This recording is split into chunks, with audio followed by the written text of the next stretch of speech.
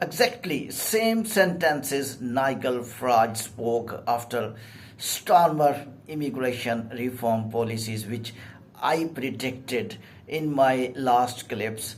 And this was my expectation that he will speak like that. Similar sentences, similar point he raised, which I was thinking Nigel Farage will speak.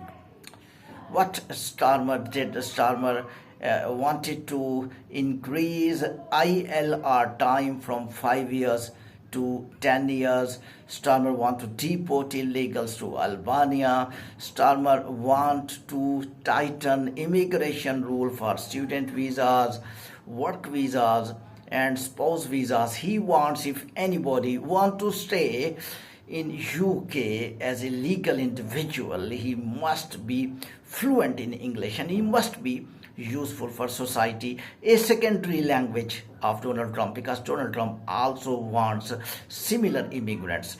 But what I was expecting after this reform policy, this angle was right, no doubt about this. Legal individual should have been capacity to survive in a developed country. Without skills, they will be jobless, they will be burdened, and that's why the rules have been changed and people are misusing rule of citizenship as well. They go on student visa, they want to settle, they want to get PR. No doubt Sir Keir Starmer was absolutely right. But what was my focusing point, that Nigel Farage will criticize on one point the agenda Starmer did not raise since he became Prime Minister. He was able to speak orally, but physically, practically, he was not able to practically, and there were still the people coming from French channels to English channels. And what a way of speaking of Nigel Farage. He was just making joke like English movies, and he was speaking that whatever the step you will talk about immigration reforms, we were not criticizing you on that. We were criticizing the people coming on English channels. What you did, what is your substantial plans to stop them? Did they stop to come? This is not English movie that people will come and stop. People still coming and coming.